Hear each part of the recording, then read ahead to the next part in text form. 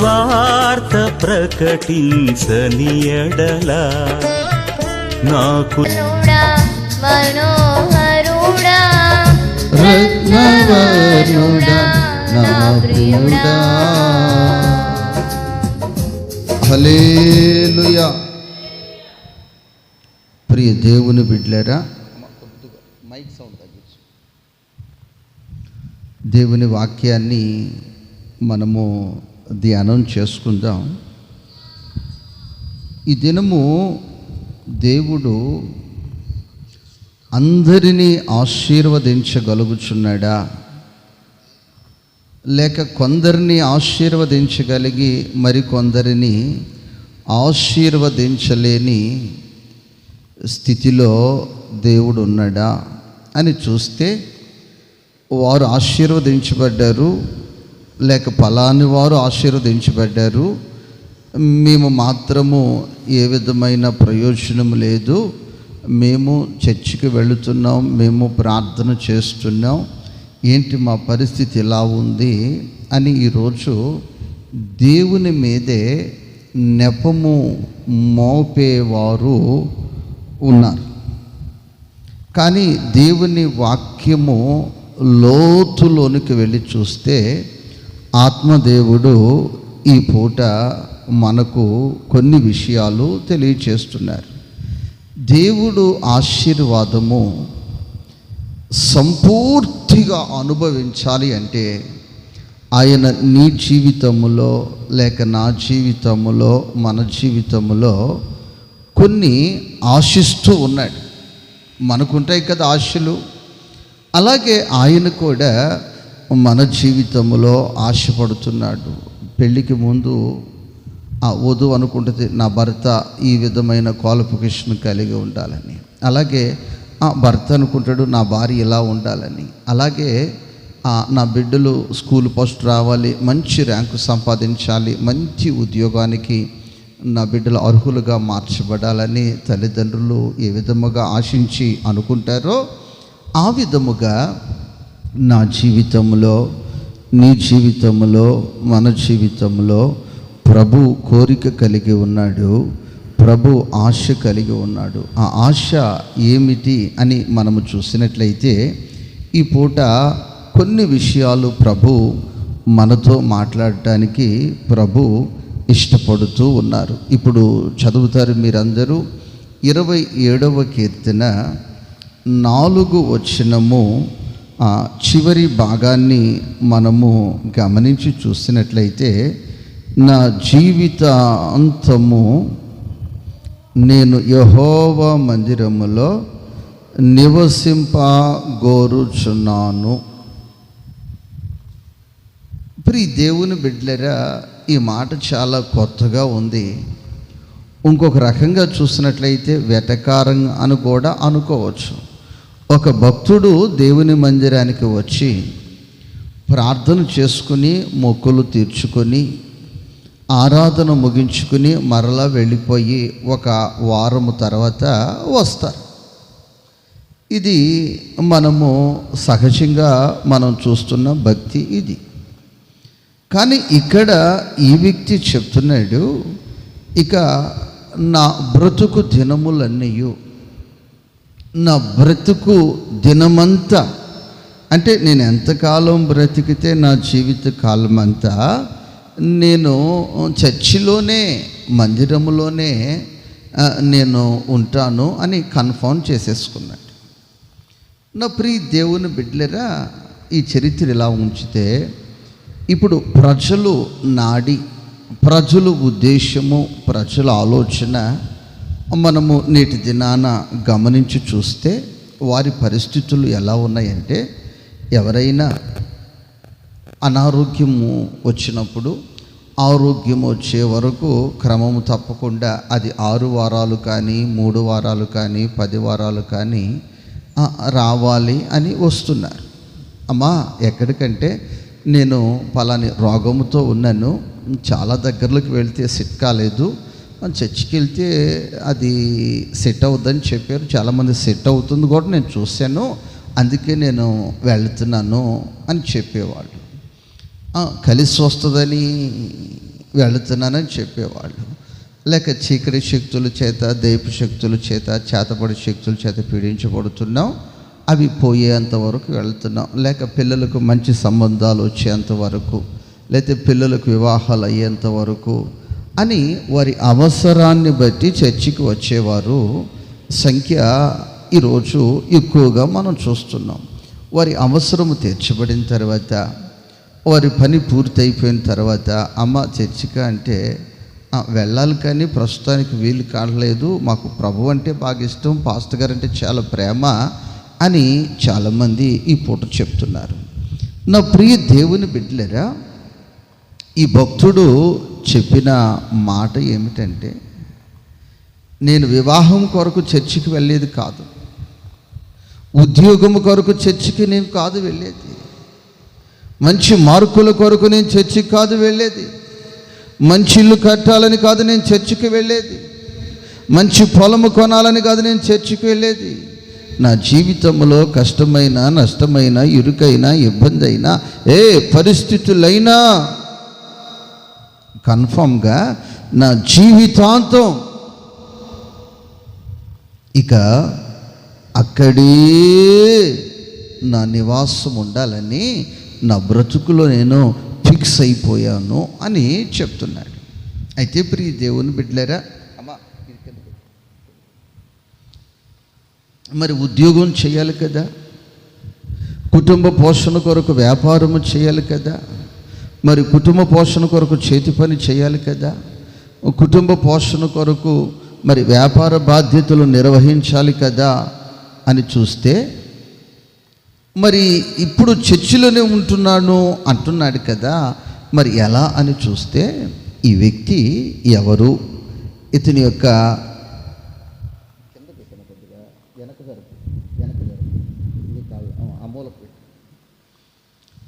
ఇతను జీవనోపాధి గొర్రెలను మేపుతూ జీవితాన్ని గడిపేవాడు, గొర్రెలను మేపుతూ జీవితాన్ని గడిపేవాడు. మరి చర్చిలోనే జీవితం ఉంటే మరి గొర్రెలను మేపాలి కదా, అవి కుక్కల నుంచి, దొంగల నుంచి, తోడేళ్ళ నుంచి విడిపించాలి, మరి మేపాలి కదా అని చూస్తే ఈ వ్యక్తి చర్చికి వచ్చి వెళ్ళిపోయేవాడు. వెళ్ళిపోయి ఈ వ్యక్తి అరణ్యములోనే ఉన్నా, పొలములోనే ఉన్నా, మరి ఒంటరిగా ఉన్న ఆ మందతో కలిగి ఉన్న ఈ వ్యక్తి అక్కడ దేవుని సన్నిధిని అనుభవించేవాడు. దేవునికి స్తోత్రము, హల్లెలూయా.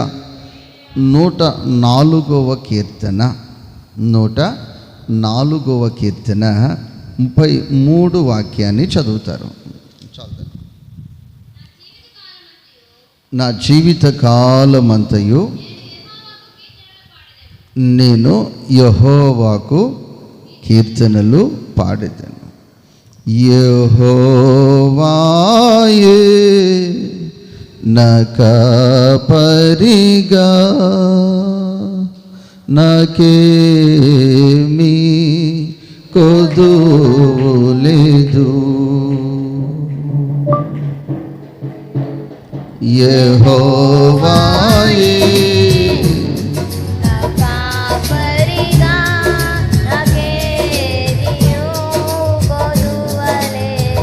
ఈ పాట చాలామంది పాడతారు,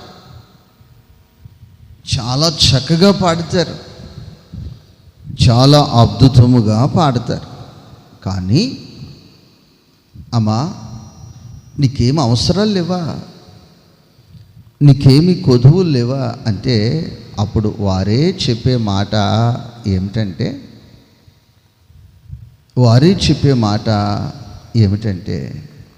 చాలా అవసరాలు ఉన్నాయి, చాలా అక్కర్లు ఉన్నాయి, చాలా సమస్యలు ఉన్నాయి. మరి ఈ కీర్తనాకారుని అడిగితే ఈ కీర్తనాకారుడు చెప్పే విషయం ఏంటంటే, నా జీవితంలో కొదువ లేదు, నా జీవితంలో కొదువ లేదు. అయ్యా, అసలు ఎలా ఉంది నీ యొక్క వ్యక్తిగత జీవితం, నీ కుటుంబ వ్యవస్థ ఎలా ఉందంటే, అక్కడ నాకు చాలా ఇష్టమైన మాట, ఒక ఆశ్చర్యం కలిగించే మాట మనం చూస్తాం. నా గిన్నె నిండి పొర్లుచున్నది. ఏంటి బాబు, ఇంత ఆశీర్వాదమా? ఓ, ఇంత దీవెనా? ఇంతగా నువ్వు బ్లెస్ చేయబడ్డావా అంటే, అవును, నా గిన్నె నిండి పొర్లుచున్నది, నాకు కొదువు లేదు. ఏంటి బాబు, ఏం చేసావంటే, ఆ వ్యక్తి చెప్తున్న మాట, నా జీవితంలో ఒక ఫిక్స్ అయిపోయి నా జీవితాంతము కూడా నేను దేవుని మందిరాన్ని అనుభవించి దేవుని మందిరములోనే ఉంటానని. రెండవది, నేను నా జీవిత జనములన్నీ నేను కీర్తనలు పాడుతాను. దేవునికి స్తోత్రం. ఆ వాక్యాన్ని పూర్తిగా చదువుదాం తల్లి. 33 వచనాన్ని ఒకసారి చదువు. నా జీవిత కాలమంతయు నేను యెహోవాకు కీర్తనలు పాడెదను. మరలా చదువుదాం, మరలా అందరూ కలిసి ఒకసారి. నా జీవిత కాలమంతయు నేను యెహోవాకు కీర్తనలు పాడెదను, నేనున్నంత కాలము నా దేవుని కీర్తించెదను. ఈ రెండవ మాట, నేనున్నంత కాలం ఏం చేస్తావు బాబు అంటే, నేను దేవునిని కీర్తిస్తాను. దేవునికి స్తోత్రం. నా ప్రియ దేవుని బిడ్డలారా, ఈ విధముగా దేవునితో ఒక బంధాన్ని పెంచుకున్నాడు, ఒక అనుబంధాన్ని పెంచుకున్నాడు, ఒక సంబంధాన్ని పెంచుకున్నాడు. ఆ అనుబంధము ద్వారా, ఆ సంబంధము ద్వారా, ఆ ఆరాధన ద్వారా, ఆ కీర్తన ద్వారా, ఆ ప్రార్థన ద్వారా ఆ వ్యక్తి బ్రతుకు ఏ విధముగా మార్చబడిపోయిందంటే, నాకు కొదువలేదు. ఏం చెప్తున్నాడు? నాకు కొదువు లేదు బాబు, నా జీవితంలో నాకు కొదువు లేదు. మరి నీ కుటుంబ వ్యవస్థ పరిస్థితులు ఎలా ఉన్నాయంటే, నా గిన్నె నిండి పొర్లుచున్నది, నా గిన్నె నిండి పొర్లుచున్నది, నా గిన్నె నిండి పొర్లుచున్నది. నా ప్రియ తల్లి, నా ప్రియ సహోదరి, ఆయన నీ కుటుంబ అవసరాలను తీర్చాలని, నీ గిన్నె నిండి పొర్లేటట్టు చేయాలని ఆయన ఆశపడుతూ ఉన్నాడు. కానీ నీ గిన్నె నిండట్లేదు, నీ గిన్నెలో నీకు ఇష్టమైంది ఉండట్లేదు, నీ అవసరాలు తీర్చబట్టలేదు. దానికి కారణం ఏంటంటే, మైక్ ఇచ్చినప్పుడే పాడతావు పాట, వాయిద్యం ఉన్నప్పుడే పాడతావు పాట, చర్చికి వచ్చినప్పుడే చేస్తావు ప్రార్థన. ఇక తరువాత పాటకి నీకు సంబంధం ఉండదు, ఆ ప్రార్థనకి నీకు సంబంధం ఉండదు, దేవునికి నీకు సంబంధం ఉండదు. మరి ఎవరితో అంటే, అంతా లోక సంబంధమే, అంతా పాప సంబంధమే, అంతా కూడా శరీరాశలకు సంబంధించిన సంబంధాలతో నీ జీవితం అయిపోతుంది. కానీ ఈ వ్యక్తి మాత్రం అంటున్నమాట, అయ్యో నా జీవిత జనములన్నీ నేను కీర్తనలు, ఇంకా చాలు, నా జీవిత జనములన్నీ నేను కీర్తనలు పాడుతూ ప్రార్థన చేస్తూ ప్రభువుని స్తుతిస్తూ నా జీవితాన్ని కొనసాగిస్తాను అంటున్నాడు. అతడు అరణ్యములోనే ఉన్న ఆ వ్యక్తి గొర్రెలనే మేపుతున్న ఆ వ్యక్తి ఒక సితార చేత పట్టుకున్నాడు. సితార చేత పట్టుకుని ప్రార్థిస్తూ ప్రభువుని స్తుతిస్తూ, ప్రార్థిస్తూ ప్రభువుని స్తుతిస్తూ, ప్రార్థిస్తూ ప్రభువుని స్తుతిస్తూ. ఒక సహోదరుడు ఒకరోజు ఒక ప్రార్థన కూటం జరుగుతుంది, సువార్త కూటం జరుగుతుంది. అతడు అలా వెళుతూ ఆగి 1 నిమిషం చూసి 2వ నిమిషం నా దగ్గరికి వచ్చి, నేను పాట పాడతాను అన్నాడు. బాబు, ఈ పాట తర్వాత పాడండి, మీ ఆసక్తిని బట్టి నాకు సంతోషంగా ఉంది అన్నాను. అతను ఎవరో నాకు తెలియదు, భక్తుడిలాగానే ఉన్నాడు. అయితే ఇప్పుడు కాదు అన్నాడు. మరి ఇప్పుడు పాడతావన్నా? జనమందరూ వచ్చిన తర్వాత పాడతాలే, ఆఖరి పాట నేను పాడతానండి. దేవునికి స్తోత్రము. హల్లెలూయా, హల్లెలూయా. అప్పుడు ఒక 15 మంది మాత్రమే అక్కడ ఉన్నారు. తర్వాత ఒక్కొక్క 10 మంది, ఒక 20 మంది వచ్చారు.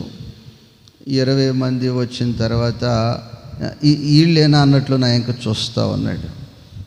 ఈ లోపల సమయం సమీపించింది. దేవుని వాక్యం చెప్పి ముగించాను. అప్పుడు అడిగాడు, పాట ఇస్తారనుకున్నాను అంటే నువ్వు ఆశించిన జనాలు ఇక్కడ లేరు బాబు అని చెప్పి. నువ్వు ఆశించిన అంటే ఆ వ్యక్తి ఉద్దేశం ఏంటంటే, నా పాట నేను పాడితే కనీసం ఒక 100 మంది తక్కువ కాకుండా వినాలి అని. కానీ ఈ కీర్తనకారుడు, బాబు ఎంతమంది ఉన్నారు నువ్వు పాడేటప్పుడు పాట అంటే, ఒక్క వ్యక్తి కూడా లేడు. అరణ్యములో ఈ యొక్క గొర్రెలు మాత్రమే ఉన్నాయి. ఏమన్నాయమ్మా? గొర్రెలు మాత్రమే ఉన్నాయి. ఒక మనిషి కనుచూపు మేరలో ఎవరూ లేరు. అయినా ఆ వ్యక్తి ఆ చితార చేత పట్టుకొని ఆ వ్యక్తి గడిందకారపు లోయలలో నేను సంచరించిన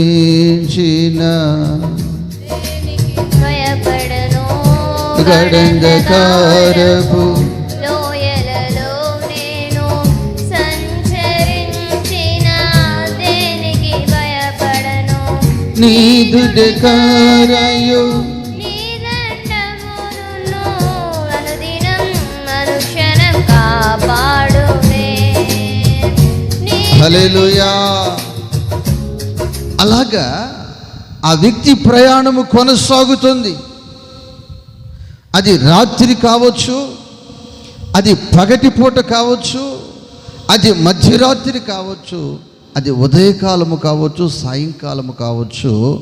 అలాగ ఆ వ్యక్తి సాగిపోయాడు గనుక అతని జీవిత పరిస్థితులు కుదువ లేకుండా గిన్నె నిండి పొర్లే అనుభవాలలోనికి ఆ వ్యక్తి జీవితం అయిపోయింది. ఆ వ్యక్తికి చేసిన కార్యము నా ప్రభువు నీ కుటుంబానికి చేయాలని, నీ జీవితములో చేయాలని, నీ బిడ్డలకు చేయాలని ఆయన సిద్ధ మనస్సు కలిగి ఉన్నాడు. మరి ఎవరైతే ఆ తీర్మానములోనికి వస్తారో, ఎవరైతే ఆ అనుభూతిలోనికి వస్తారో, ఎవరైతే ఆ అనుభవములోనికి వస్తారో, వారి జీవితంలో నా దేవుడు అద్భుతము చేయ ఉద్దేశము కలిగి ఉన్నాడు. వారి అవసరములు తీర్చాలన్న ఆలోచన కలిగి ఉన్నాడు. వారి గిన్నె నిండుటయే కాదు, అది పొర్లిపోయేంత ఆశీర్వాదాన్ని ఆయన అనుగ్రహించాలని ఆయన కోరిక కలిగి ఉన్నాడు. కాబట్టి మనుషులు చూస్తారని కాదు నీ పాట, లేకపోతే పక్కవారు వింటారని కాదు నీ ప్రార్థన. నీ వ్యక్తిగతముగా ఉన్న, ఒంటరిలోనే ఉన్న, సంతోషములోనే ఉన్న, శ్రమలోనే ఉన్న నీ జీవితములో ఆనంద కీర్తనలు, స్తుతి కీర్తనలు, స్తుతి ప్రార్థనలు నీ యొక్క నోటిలో నుంచి, నీ హృదయములో నుంచి అవి నాన్ స్టాప్గా ఎప్పుడైతే వస్తాయో, ఆ విధముగా నేనున్నంతకాలము నా బ్రతుకు దినములన్నీ నేను చేస్తాను అని నీవెప్పుడైతే ఒక గట్టి నిర్ణయాన్ని తీసుకుంటావో, అప్పుడే నా దేవుడు అద్భుతము ప్రారంభిస్తాడు. ఆమేన్. ఈ పెళ్ళయ్యేంత వరకు, సంతానము కలిగేంత వరకు, లేకపోతే అవసరము తీర్చబడేంత వరకు, ఏదో ఈ చీకటి శక్తుల నుంచి విడుదల పొందేంత వరకు అనుకుంటే, అటు వారి జీవితంలో నా దేవుడు గిన్నె నిండి పొర్లెంత ఆశీర్వాదాన్ని ఇవ్వలేకపోతున్నాడు. నీ అవసరాలన్నీ తీర్చబడేంత ఆశీర్వాదాలు ఇవ్వలేకపోతున్నాడు. కీర్తనకారుడు అసలు నాకు కొదువే లేదంటున్నాడు. నాకు అసలు కొదువే లేదంట. నీకు ఒక అవసరం తీర్చబడుతుంది, కానీ ఇంకొక అవసరం అలాగే ఎదురు చూస్తుంది. ఒక అవసరం తీర్చబడుతుంది, కానీ ఇంకొక 2 అవసరాలు ఈ లోపల సిద్ధమైపోయి ఉంటున్నాయి. లేదు, ప్రతి అవసరమును తీర్చగలిగిన వాడు ఆయన. ఆమేన్.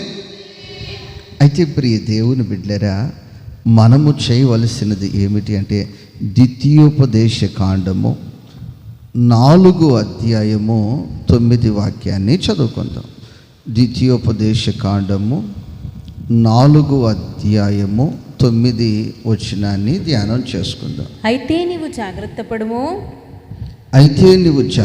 పడుము, నీవు కన్నులారా చూచిన వాటిని మరువక ఉండునట్లు. దేవునికి స్తోత్రం. నా ప్రియ దేవుని బిడ్డలారా, మన జీవితంలో, మన సంఘములో, మన పరిచర్యలో దేవుడు ఎన్నో అద్భుతాలు చేశాడు. నీకు తెలిసి ఎన్నో అద్భుతాలు చేశాడు. నీ జీవితంలో ఎన్నో అద్భుతాలు చేశాడు. నీ బ్రతుకులో ఎన్నో మేలులు చేశాడు. నీ తోటివారి జీవితంలో ఎన్నో అద్భుతాలు చేశాడు, ఎన్నో మేలులు చేశాడు. దేవునికి స్తోత్రం. గత రాత్రి ఒక దగ్గర ప్రార్థన కూటం పెడితే వారి కోడల్ని డాక్టర్ దగ్గరికి తీసుకెళ్ళారు. ఆ డాక్టర్ అడిగిన మాట ఏంటి, ఎందుకు తీసుకొచ్చారు ఈ అమ్మాయిని అంటే, సంతానం కొరకు తీసుకొచ్చాం అన్నారు. ఆ లేడీ డాక్టరు అమ్మాయి కడుపును అలా పట్టుకుని, లోపల నాకు పేగులే తగలట్లేదు ఈ అమ్మాయిలో, అంత బక్కగా ఉంది, ఈ అమ్మాయికి సంతానం ఎలా కలుగుద్ది అని అడిగాడు. అసలు పేగులే ఉన్నట్లు నాకు అనిపించట్లేదు, అంత సన్నగా ఉంది, అంత చిన్నగా ఉంది, కన్నుగుడ్లలో లోపల ఉన్నాయి, ఈ అమ్మాయికి బలమే లేదు, ఈ అమ్మాయి మరీ నరములాగా ఉంది, మరీ బక్కగా ఉంది, ఈ అమ్మాయి బ్రతకటమే కష్టం కదా, ఈ అమ్మాయికి సంతానం కావాలని మీరు ఆశపడుతున్నారా అని ఈ అమ్మాయికి బలానికి మందులు ఇమ్మంటే ఇస్తాను, రక్తం పడటానికి ట్రీట్మెంట్ అయి చేస్తాను, కానీ ఇప్పుడు సంతానానికి ట్రీట్మెంట్ చేయటే పరిస్థితి ఆమెలో లేదు అని పంపించేసి. వీళ్ళు ఏం చెప్పారంటే, మేము వచ్చింది బలం కొరకు కాదు, సంతానం కొరకు అంటే సెట్ కాదని వచ్చారు. వచ్చి వారు చెప్పారు చర్చిలో, ఈ డాక్టర్ ఇలా చెప్పాడు అంటే నేను చెప్పాను, ఆయనకు అసాధ్యమైనది ఏదీ లేదని బైబిల్లో ఉంది. ఎక్కడ ఉంది? డాక్టర్ పేషెంట్ను చూసి చెప్పారేమో, కానీ నేను పేషెంట్ను చూసి చెప్పట్లేదు, బైబిల్ చూసి నేను చెప్తున్నా. ఏం చూసి చెప్తున్నాను? నేను బైబిల్ని చూసి నేను చెప్తున్నా. నేను మిమ్మల్ని చూసి చెప్పట్లేదు. బైబిల్లో నేను చదివే వాక్యం ఇది, నేను చెప్పే వాక్యం ఇది, నాకు పరిచయం ఉన్న వాక్యం ఇది. దేవునికి స్తోత్రం అని చెప్పి నేను ప్రార్థన చేస్తే, ప్రార్థన ఆలకించిన దేవుడు అమ్మాయికి 2 పిల్లలు. ఇప్పుడు దేవునికి స్తోత్రం. హల్లెలూయా, హల్లెలూయా. నా ప్రియ దేవుని బిడ్డలారా, ఇప్పుడు భర్త కావచ్చు, లేకపోతే ఆ 2 బిడ్డలు తల్లి కావచ్చు, అత్తమామలు కావచ్చు, ఇక ఆ విషయాన్ని జీవితంలో మర్చిపోవచ్చా? అమ్మా, ఇక మర్చిపోవచ్చా? ఇదే దేవుని వాక్యం చెప్తుంది. నేను మీ జీవితంలో నీవు కన్నులారా, ఆ మాట చదవమ్మా, నీవు కన్నులారా చూచిన వాటిని మరువక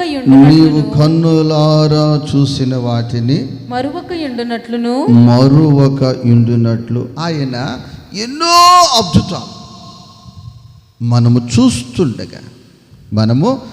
చూస్తుండగా మన జీవితంలో చేశాడు, మన తోటి వారి జీవితంలో చేశాడు. దేవునికి స్తోత్రం.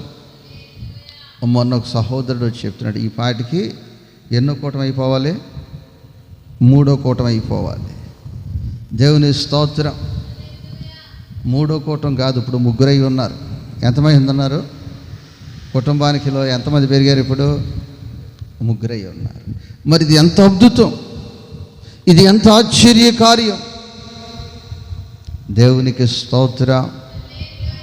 కాబట్టి ప్రియ దేవుని బిడ్డలారా, ఆయన సంఘములో చేసిన కార్యాలు, నీ వ్యక్తిగత జీవితంలో చేసిన కార్యాలు, నీ కుటుంబంలో చేసిన కార్యాలు, నువ్వు కన్నులారా చూసిన కార్యాలు ఏం చేయకూడదు?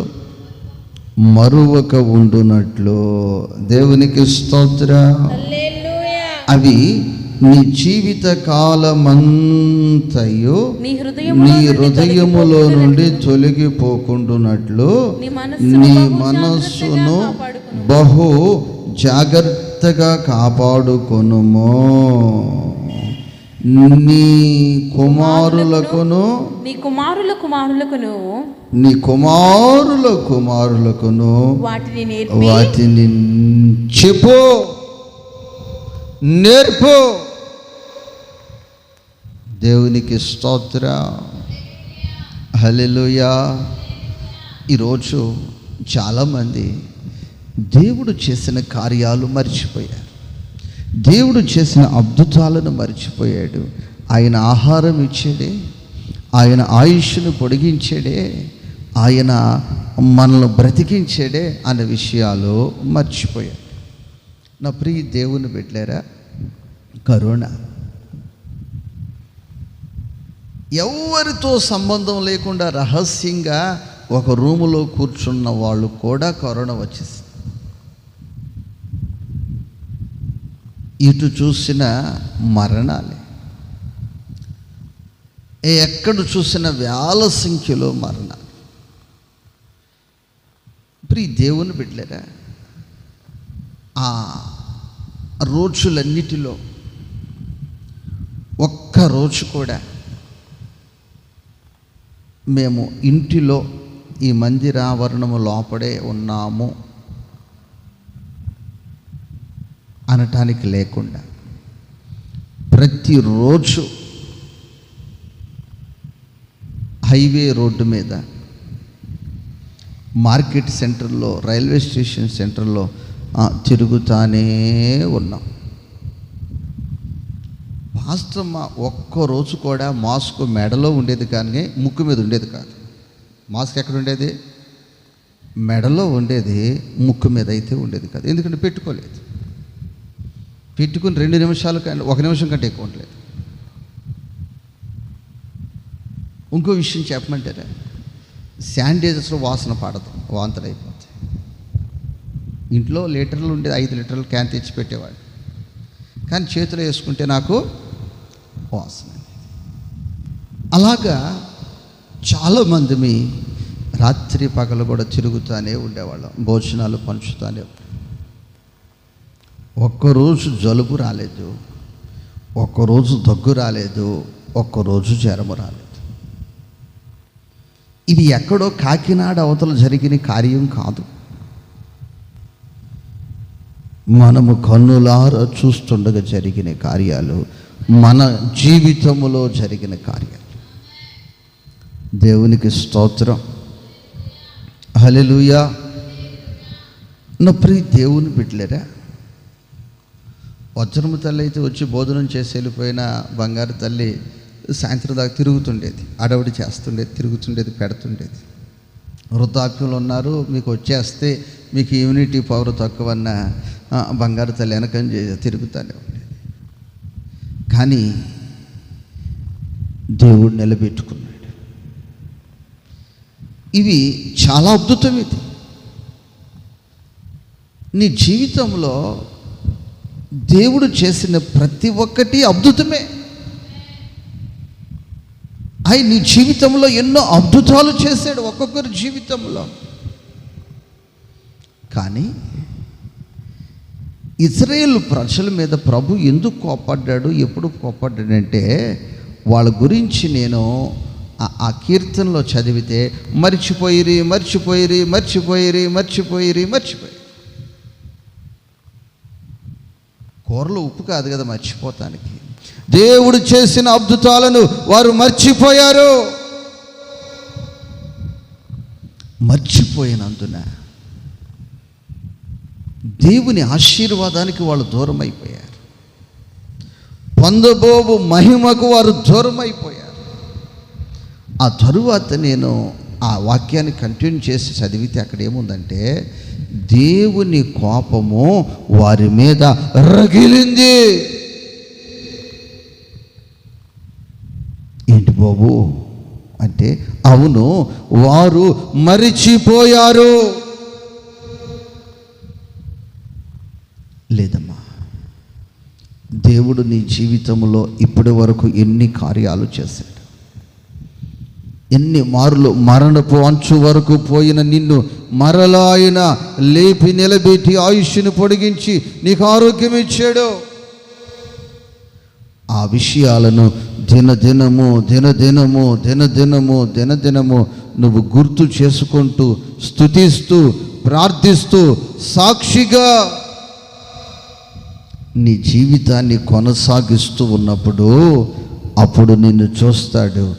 ఈ మనిషి జీవితంలో చేసింది చిన్న కార్యమైనా ఇంత కృతజ్ఞత కలిగి ఉంది కాబట్టి నేను ఈ సహోదరి జీవితంలో చేయాలి కార్యం, ఈ సహోదరుడు జీవితంలోనే చేయాలి కార్యం, అద్భుతము చేయాలి, మహత్య కార్యము జరిగించాలని ఆయన సంతోషముతో నిన్ను సమీపిస్తాడు. ఆ విధంగా కాకుండా నీకు ఇష్టం వచ్చినట్లు నువ్వు ప్రవర్తిస్తూ ఆయన చేసిన అద్భుతాన్ని మర్చిపోయి, ఆయన చేసిన మహత్య కార్యాన్ని మర్చిపోయి, ఆయన చేసిన గొప్ప కార్యాన్ని మర్చిపోయి నీవు లోకములో శరీరాశలో నేత్రాశలకు పడిపోతే ఆయన కోపము రగులుతుందని, ఆయన మహిమ నీకు దూరం అయిపోతుందని, ఆయన కృప నీకు దూరం అయిపోతుందని, ఆయన అనుగ్రహించు ఆశీర్వాదము నీకు దూరం అయిపోతుందని దేవుని వాక్యము నీకు సెలవిస్తుంది. ద్వితీయోపదేశ కాండము 16 అధ్యాయము 3 వాక్యాన్ని మనము జ్ఞాపకం చేసుకుందాం. అక్కడ మనము ఆ వాక్యాన్ని చదువుకుందాం.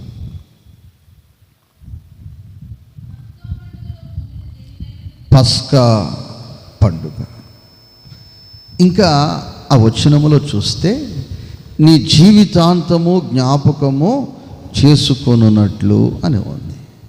నా ప్రియ దేవుని బిడ్డరా, ఇప్పుడు ఈ పస్కా, ఈ పండుగ, ఈ పస్కా బలి అంతా పాత నిబంధనకు సంబంధించినది.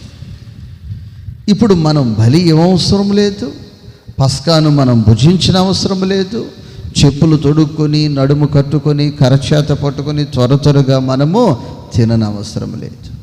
అయితే మనము ఏమి చేయాలంటే అదే పస్కా ఆకాశానికి భూమికి మధ్యలో ఆయన 6 గంటల సేపు వేలాడుతూ ఆఖరి రక్తపు బొట్టు వరకు ఆయన రక్తాన్ని కార్చి, ఈ రక్తాన్ని మీకు పానీయముగాను నా శరీరాన్ని మీకు ఆహారముగాను ఇస్తున్నాను అని ఆయన చెప్పారు.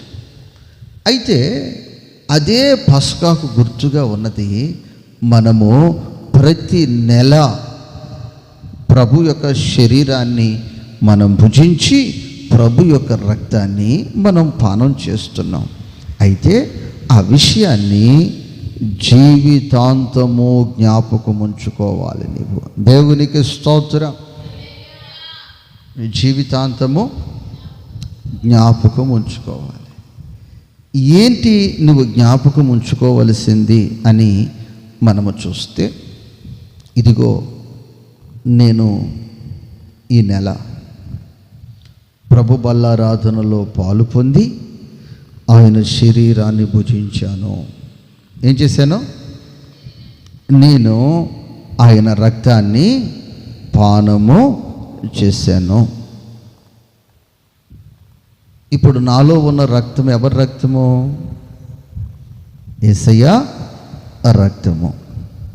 ఇప్పుడు ఈ శరీరం ఎవరి శరీరము? యేసయ్య శరీరము. ఇప్పుడు రక్తము యేసయ్య ఇదైపోయింది, శరీరం యేసయ్య ఇదైపోయింది. ఇప్పుడు ఈ కన్ను ఎవరిది? యేసయ్యది. ఈ చెయ్య ఎవరిది? యేసయ్యది. ఈ నోరు ఎవరిది? యేసయ్యది. ఈ చెవి ఎవరిది? యేసయ్యది. దేవునికి స్తోత్రం. మనము గడిచిన దినమే గాంధీ జయంతి జరుపుకున్నాం. ఆ గాంధీ గారు ఏం చెప్పారంటే, చెడు వినవద్దు అని చెప్పారు, చెడు మాట్లాడవద్దు అని చెప్పారు. దేవునికి స్తోత్రం. అయితే ఎక్కడ మీరు చదివారు అంటే బైబిల్ అని చెప్పారు. బైబిల్ ఆయన చదివి ఏం చేశారు? మనకేం చెప్పారు? బైబిల్ చదివి చెడు వినొద్దు, చెడు మాట్లాడవద్దు అని. కాబట్టి ప్రియ దేవుని బిడ్డలారా, ఈరోజు ఇంకా నీ చెవుతో నువ్వు చెడు వింటున్నావంటే నీలో ఉన్న రక్తము యేసే రక్తమని నువ్వు మర్చిపోయావు. ఇంకా నువ్వు చెడు వింటున్నావంటే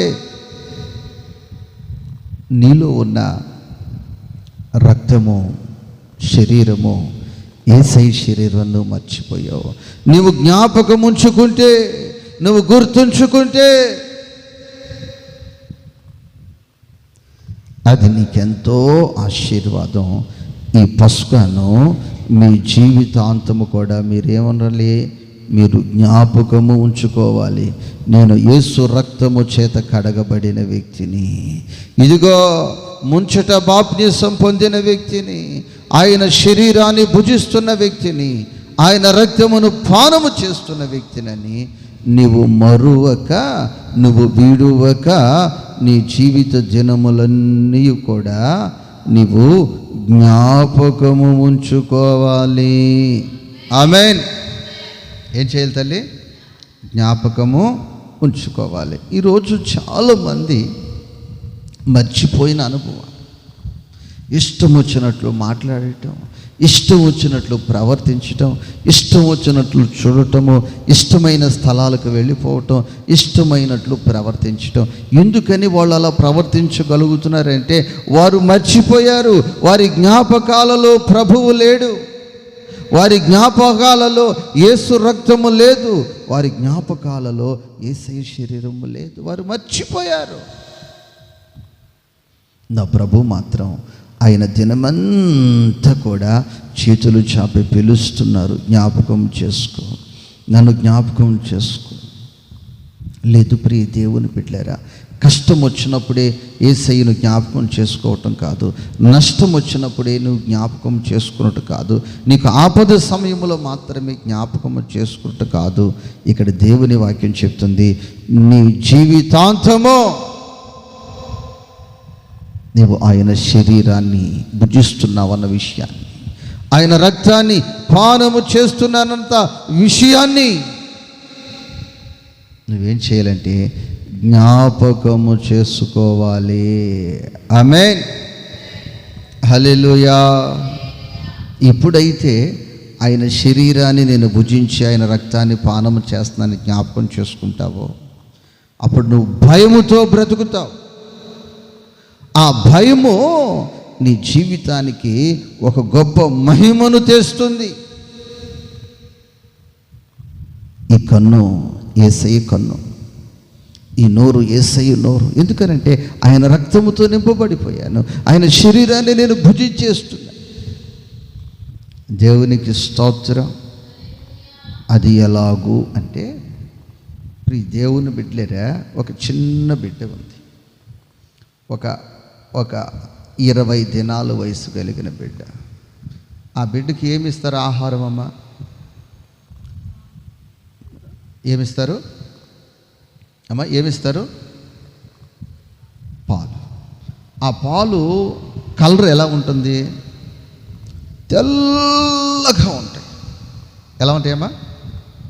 తెల్లగా ఉంటాయి.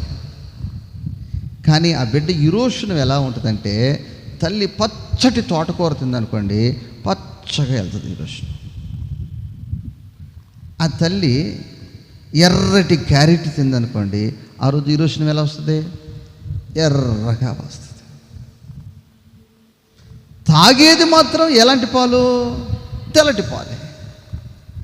అలాగా నా ప్రియ దేవుని బిడ్డ, ఇప్పుడు నీవు ఆయన శరీరాన్ని నువ్వు భుజిస్తున్నావు, ఆయన రక్తాన్ని నువ్వు పానము చేస్తున్నావు. కాబట్టి ఆయన తలంపులే, ఆయన స్వభావాలే, ఆ భయభక్తులు కలిగి నీ జీవితాన్ని కొనసాగించినప్పుడు నీవు మహిమతో నింపబడతావు. ఆమేన్. నా ప్రియ దేవుని బిడ్డలారా, ఈ భూమి మీద ఆయన చాలా చేశాడు, కానీ దేనికి ఆయన స్వారూప్యాన్ని ఇవ్వలేదు. నిన్ను ప్రేమించి నీకు మాత్రమే ఆయన స్వారూప్యాన్ని నీకు ఇచ్చాడు. కాబట్టి ఆయన స్వారూప్యములో పుట్టిన నీవు ఆయన పోలికలో పుట్టిన నీవు, ఆయన శరీరాన్ని భుజిస్తున్న నీవు, ఆయన రక్తాన్ని పానము చేస్తున్న నీవు, నేను దైవ కుమారుణ్ణి, నేను దైవ కుమార్తెను అని నువ్వు నిత్యము జ్ఞాపకం చేసుకుంటే ఏ సమస్య నిన్ను ఏమి చేయలేదు. ఆ సమస్యతో చెప్పు, నేను దైవ కుమారుణ్ణి అని. ఆ సమస్యతో చెప్పు, నేను దైవ కుమార్తెను అని. నువ్వు చెప్పలేవు.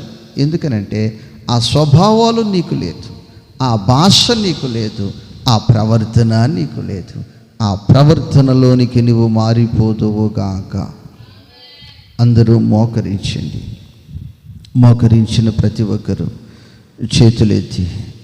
చేతులెత్తిన ప్రతి ఒక్కరు నోరు తెరచి మరతునా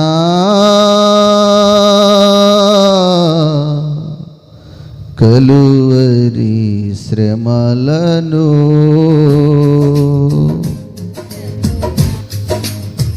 మరతునా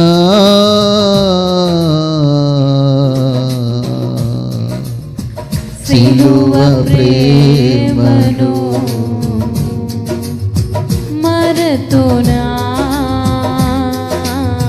కలువరి శ్రమలను, మరతునా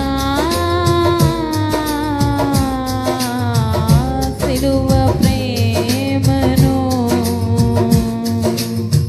యేసయ్యా యేసయ్యా యేసయ్యా యేసయ్యా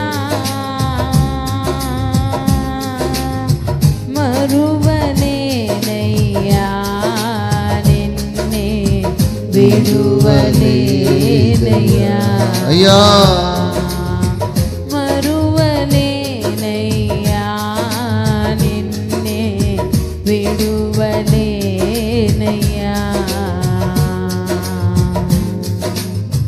మరతునా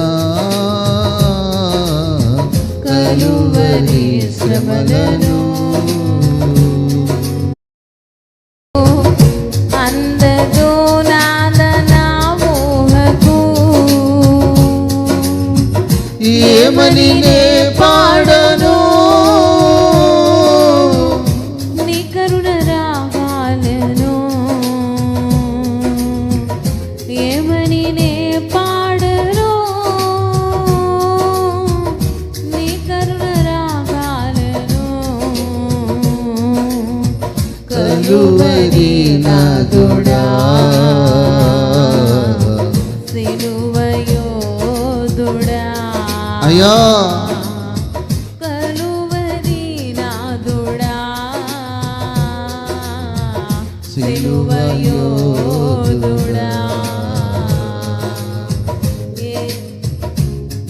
ప్రేమ కలిగిన తండ్రి, పరిశుద్ధుడా, నీకు స్తోత్రాలు. వినిన వాక్యాన్ని బట్టి మనం ప్రార్థన చేసుకుందాం. మన జీవిత దినములన్నీ మరువకుండా, మన జీవిత దినములన్నీ ఆయన చేసిన కార్యాలు మర్చిపోకుండా, మన జీవిత దినములన్నీ ఆయన మన జీవితంలో చేసిన గొప్ప కార్యాలను మర్చిపోకుండా ప్రార్థన చేసుకుందాం. స్తోత్రం. మహాపరిశుద్ధుడా, ప్రేమ కలిగిన మా ప్రియ పరలోకపు తండ్రి, నీకు వందనాలు స్తోత్రాలు చెల్లిస్తున్నామయ్యా. ఎంతైనా నీవు గొప్ప దేవుడు, నమ్మదగిన స్తోత్రమయ్యా. అయ్యా, ఇంతవరకు నీ దాసుని నిలబెట్టి మాతో మాట్లాడిన విధానం బట్టి స్తోత్రమయ్యా. అయ్యా, మా జీవితకాలం అంతయు నిన్ను స్తుతించేవారముగా, మా జీవితకాలం అంతయు నిన్ను గణపరిచేవారముగా, మా జీవితకాలం అంతయు ప్రభా నిన్ను నాయన